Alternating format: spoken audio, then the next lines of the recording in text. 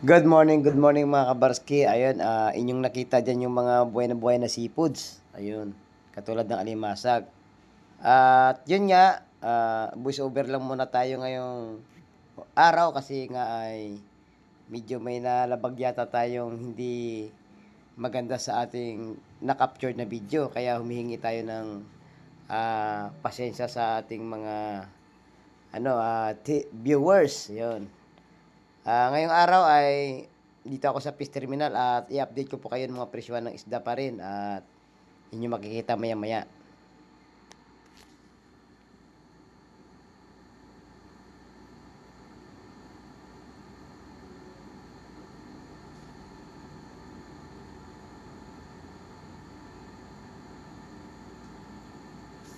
At yun na nga mga kabarski, nasa tabing playa ako dyan at nag-aabang ako ng mga bangka galing sa laot. At yun nga, may naispatan tayong isang bangka na padating at may nahuli nga silang isda. Ang iba naman dyan ay nakapagbaba na po ng ng mga isda at ibinenta na doon sa Fish Terminal. At yun na mga kabarski, may makikita kayo dyan na, iba't ibang klase ng isda.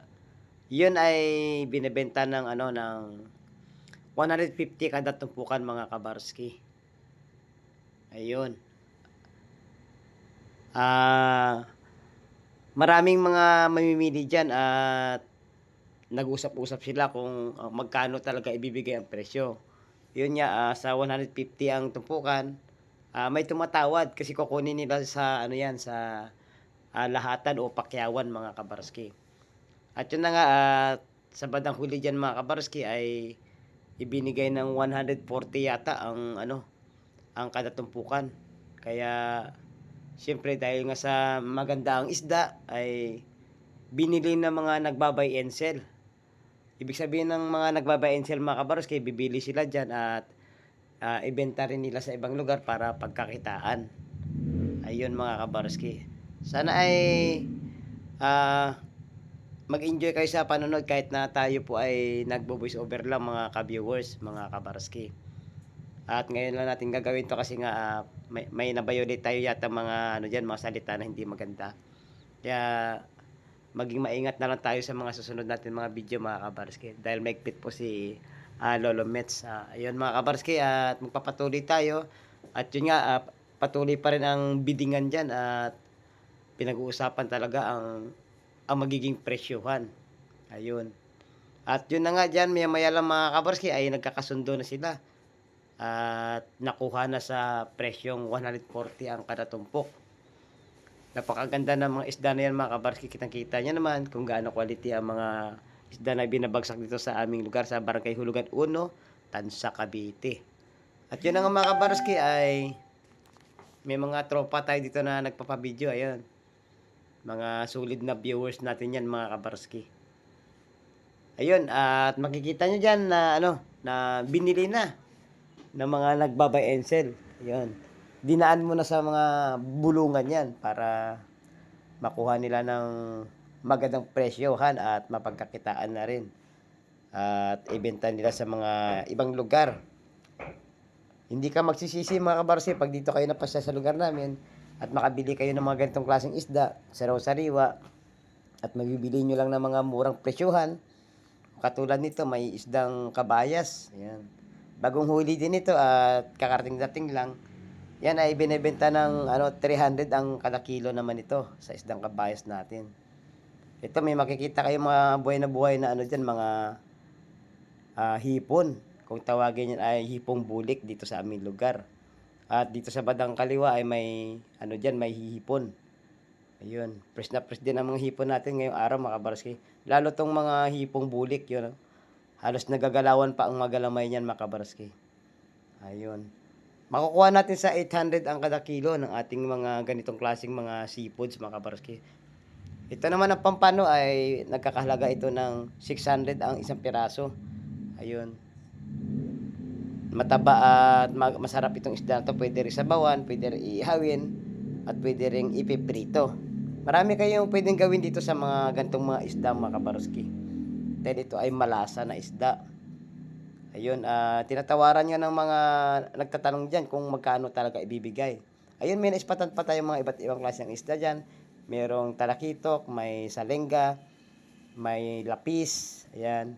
At saka sugpo, ayun sa may nakalagay sa may ano na palanggana, 'yan. Sugpo 'yan mga kabarsi. Ito naman kabayas na makukuha natin sa 150 na lang ang kada tumpok. Ayun. At di na rin nagpatumpik-tumpik pa at talaga namang kursunada ng ating mamimili ang isdang pampano na 'to. Ayan. Kaya dahil hindi ibibigay sa 550 talagang sa 650 sila sa 600 pesos sila nagtapos mga kabaroski. At ibinigay na rin ng ano ng vendor na 'to ang kanyang isda sa halagang 600. Ayan. Ito matambakan naman ang isdang ito na atin nakikita. Ayan. 300 ang presyohan sa kada kilo mga kabaroski. At dito naman sa labas may makikita tayong mga ano dito. May mga isda na rin na nakapapag na. Ayan. Katulad nito ng ipiniprepare ni ate na isda niya. Ayan. Pusit. Ayan. Sa mga ganitong klaseng pusit ay mabibili natin sa 600 ang kada kilo kasi quality to at saka good size mga kabaroski. Kitang-kita niyo naman kung gaano kasariwa yan. Dito sa may kabila, may isdang kabayas 100 lumahan ito, lumahan. 'Yun, mabibili natin ng 150 ang tupukan at mabibili naman natin sa 350 ang kada kilo. Isdang lumahan ito mga kabaroski. Ayun. Napakaganda ng isda natin ngayong araw. Sana ay makapasyal kayo dito sa aming lugar at masilip nyo na rin ang mga sistema sa bulungan at sa latagan at sa presyuhan. Kasi minsan mga kabaroski ay may mga pagbabago na rin ng mga dito, mga presyuhan ng isda. Ayun. Hindi araw-araw ay halos parehas ang presyuhan ng isda. May pagkakataon na madalang ang isda, ibig sabihin ay medyo may kamahalan na rin ang presyo. Pero pag dagsa ang isda at maraming huli, doon na rin naman ay mura naman natin mabibili ang mga sariwang isda dito. Yun, may mga nagsasabi na mahal daw ang isda rito dahil nga po sa nakadepende sa sa sistema at sa araw dahil nga sa walang isda.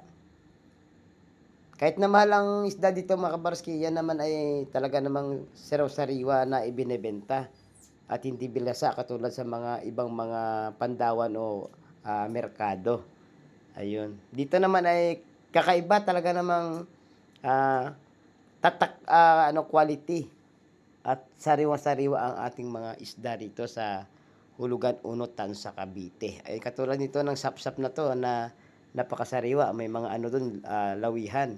Itong pusit kitang-kita niyo na kung gaano kasariwa to, kintab na kintab. Ayun. Napakaraming isda dito, mamimili na lang kayo, may pusit, yan, may hipon. Ito 100 pesos na lang ang tumpukan. Yan. Makukuha natin sa 400 ang ganitong klaseng pusit, 400 ang kilo. Sa ating kabayas, 300 ang kilo. Sa salinga, sa timbungan o manites, ayun.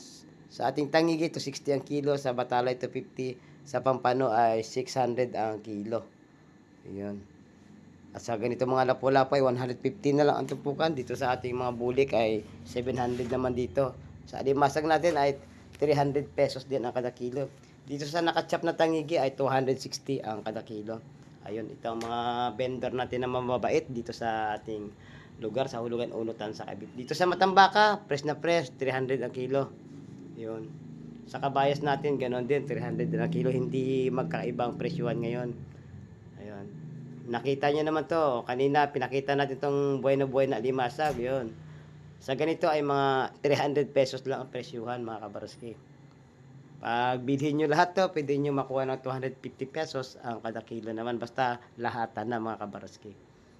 Ayun. Sana ay nag-enjoy kayo sa ating mga palabas ngayon mga kabaroski. At sana ay may matutunan kayo dito sa aming lugar. Ayun. Yan, isinalin lang ulit yan mga kabaroski, yung alimasag na yun. Dahil nga sa meron ng mga buyer na kukuha niyan. At siyempre titimbangin muna para malaman kung ilang kilo lahat ang pagbabayaran ng ating mga buyer dito. Ayun. Halos na sa kulang-kulang 5 kilo yan mga kabaroski ang alimasag na yan. Dahil hinati yan sa 2 tray. Ayun. Ito, 260 ang kilo ng ating isdang tangigi naman ito mga kabarski. Ayun. Sana po ay magustuhan niyo ang video natin ngayong araw, katulad nito ng mga buhay na sugpo na halos kakadating-dating lang din. Ito ay huli sa mga ilog pag ganito ang kulay ng mga hipong sugpo natin mga kabarski. Nakita niyo naman nagagalawan pa mga galamay niyan at talaga ng fresh na fresh. Ayun mga kabarski. Ayun. Sa mga gustong pumunta dito sa aming lugar, kung halimbawa ay kayo ay manggagaling ng Maynila, ay sumakay na po kayo ng PTEX at siyempre hahanapin nyo yung biyaheng Tansa Cavite at bumaba lang po kayo sa SM Tansa.